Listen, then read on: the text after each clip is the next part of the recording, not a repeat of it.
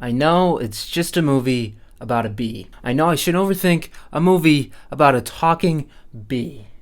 But it is comedy gold. One of the best animations ever, and it can't be more than that. Or is the Bee Movie something so absurd, so funny, that it is actually the perfect propaganda? Is the Bee Movie to blame for the rising dissatisfaction among Gen Z? Well, I'm sure this is very disconcerting. I don't want to ruin this film by turning it into an allegory for slavery, animal rights, and or the injustices that take place inside of capitalism. Not that that would ruin the film for me, but I'm sure some people wouldn't want their kids watching progressive media. I decided to rewatch the Bee Movie last weekend, and I can't get it out of my head. And seeing as my girlfriend is growing tired of me talking about this beautiful piece of art that puts hacks like Da Vinci to shame, Quentin Tarantino dreams of making a movie this good. So I figured I'd make the next video about the Bee Movie.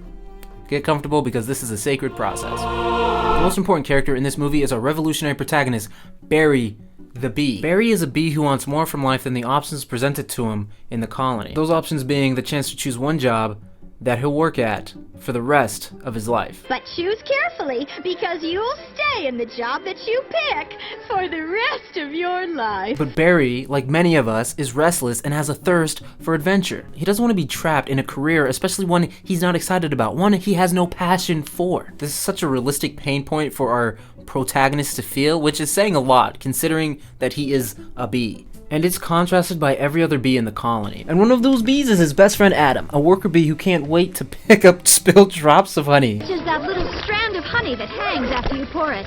Saves us millions. Can anyone work on the Krellman? I never did understand Adam's uncapped enthusiasm for, in my eyes, such a monotonous task. I used to see the hive as this dystopian reality with bees jumping for the chance to do stupid jobs like this, making Adam the only sane one who wants something more from life.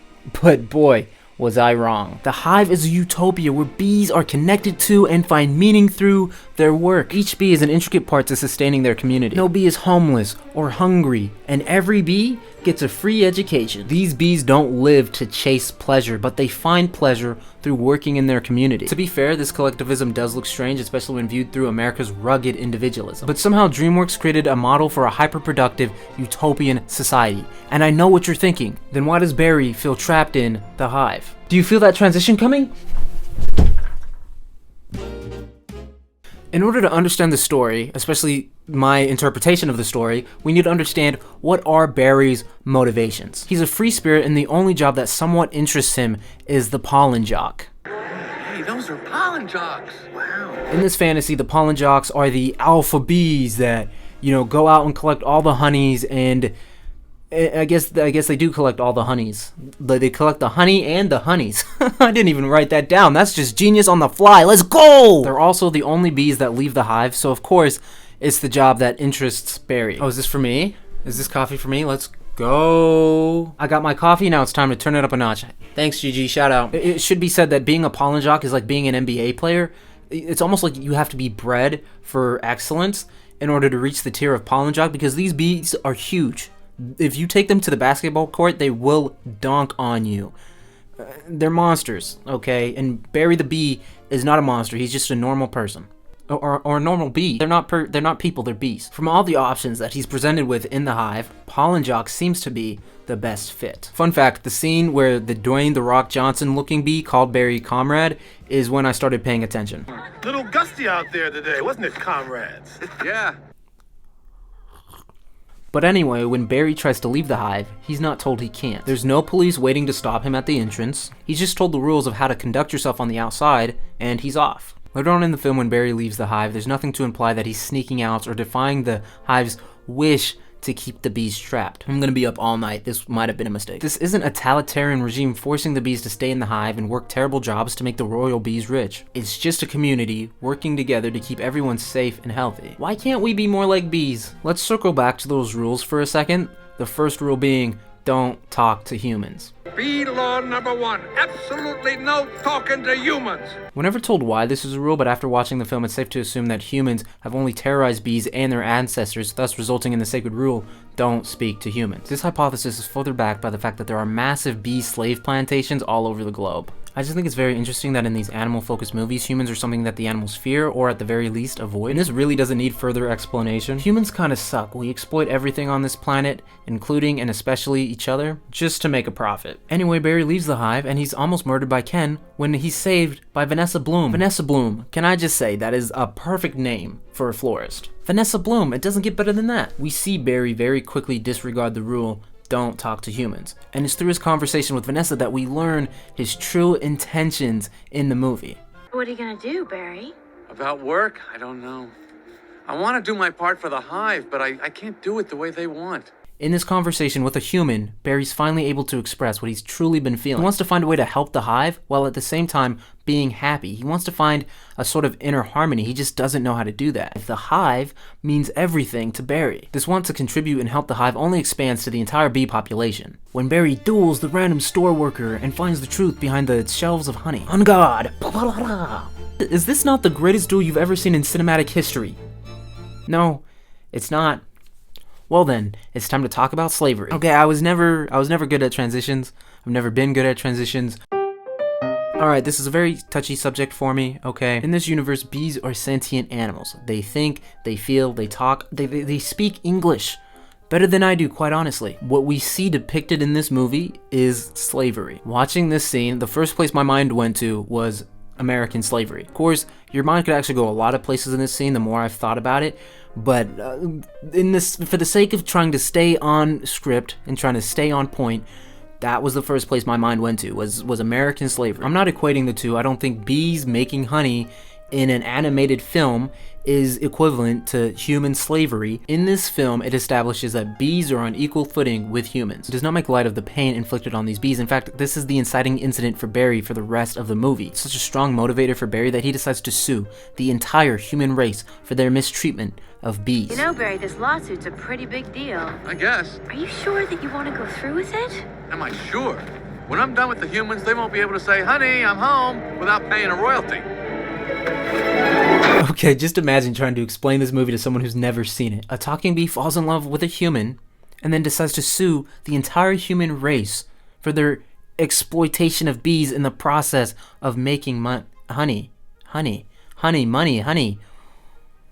You're going to sound crazy, but that's why I love this film. It's such a ridiculous concept, but it's filled with so much meaning. It raises the question, what would you do if you were faced with a fact as ridiculous as a talking bee? Would you attempt to kill said bee to shut him up like Ken? Or would you walk into a courtroom and make the case that enslaving an entire species of sentient beings was justifiable because it makes money, like Monty? I think that's another transition. The villain. Who's the villain? I don't know. This movie doesn't have a clear villain. It's not an easy answer, so let's talk about it. A lot of people have given the role to Ken, the obnoxious Chad who tries to kill Barry for forming a relationship with Vanessa. But Ken is not nearly as evil as Leighton T. Montgomery, or Monty, the lawyer defending the honey industry. He has a dark aura and no conscience and this thick southern accent. That wasn't southern accent. The thick southern accent. No, that was Bernie. What? No, I can't do southern. What? You're best at southern. I know I'm best at southern. I can't do southern. But he has a very like rich like Georgia, Virginia, like very like high class southern accent. It's very in T. Montgomery down here with these beat. No, it's like it's high class southern. I can't do it. Do the bed bug line. Is he your little bed bug? That was bad. This isn't about a little bed bug? He has a dark aura and no conscience as he's sporting a rich southern accent. Monty, throughout this case, tries to negate the fact that bees are sentient, which is crazy because there's literally a bee in front of him talking and explaining to him why it's wrong to keep bees trapped in cages while you gas them, but he's still saying, you don't have sentience, good sir. No, you don't. He starts his argument off stating, it's man's God-given right to exploit nature. That's what my mama always said. Does that remind you of anything? The deep southern accent refusing to acknowledge that another individual is capable of feeling pain and expressing intelligent thoughts? Bro, this movie is making it clear as day, and I'm not saying it's a perfect representation or a direct comparison. I'm just saying this movie did what Zootopia tried to do 1,000 times better. Monty had me enraged throughout the course of this trial. The way he disregarded the suffering of the bees, And then the way he tried to coerce the jury into believing that all bees were inherently dangerous. The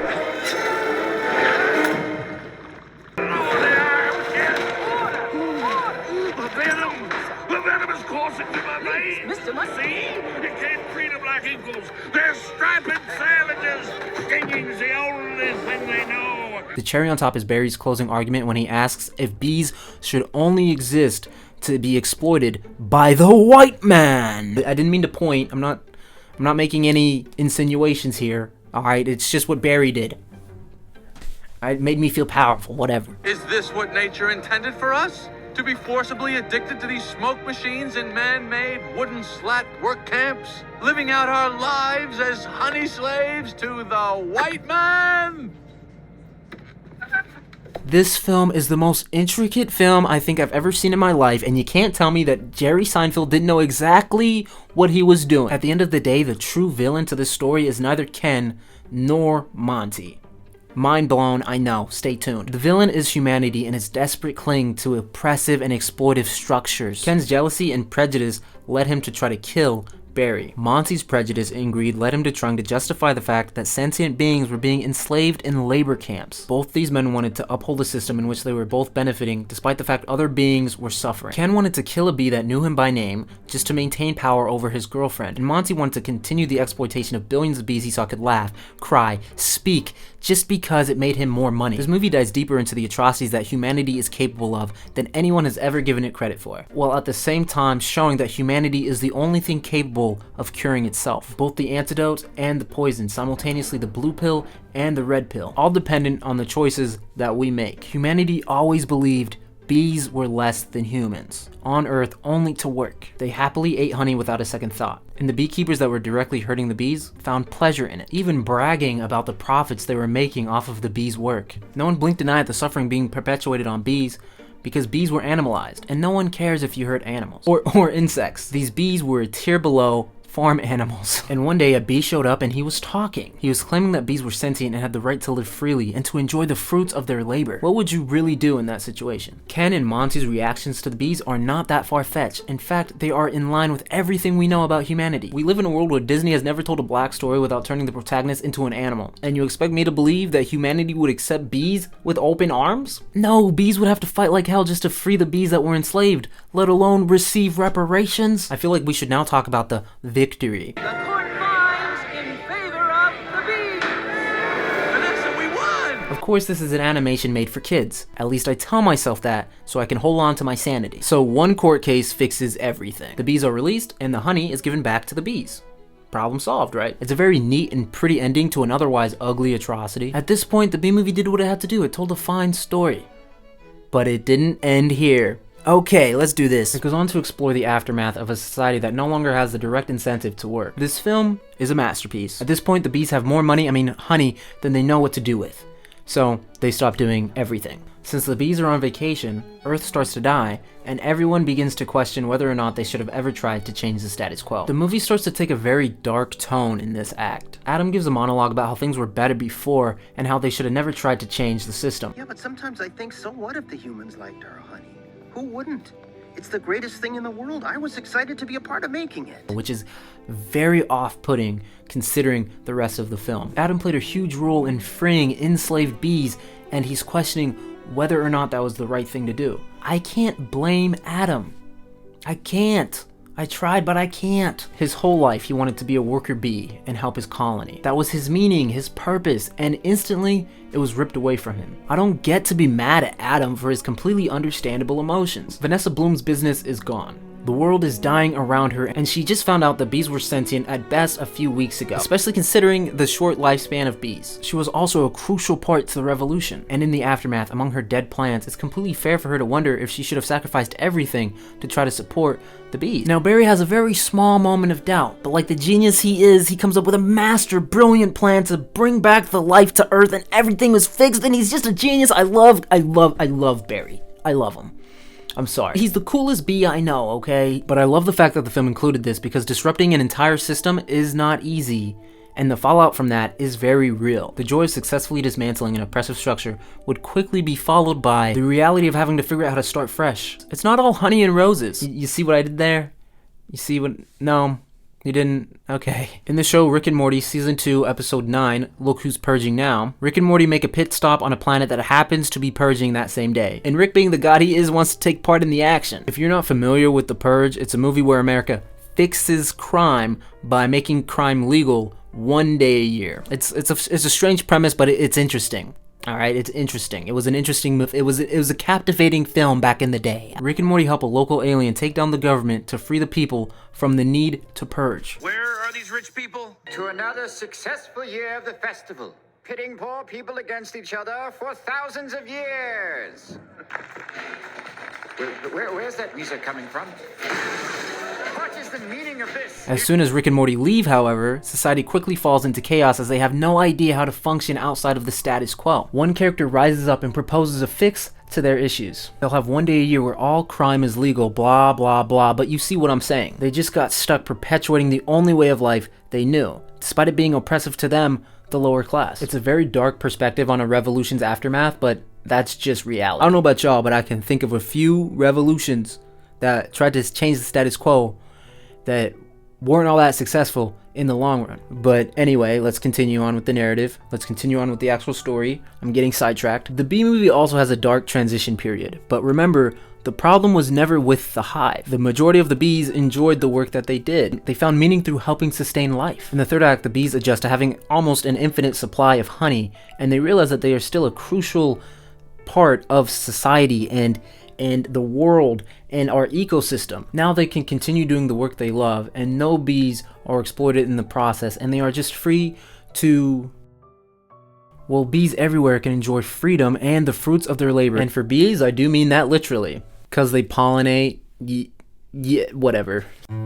This film wraps up in such a way that it says, despite the missing monetary incentive for these bees to work, they still continue to do what is necessary to sustain a functional lifestyle because they enjoy it. The work that means something to them and the greater well-being of the planet. The bees don't just mindlessly consume, they bring real value and meaning to the world. That's why I love the Bee Movie.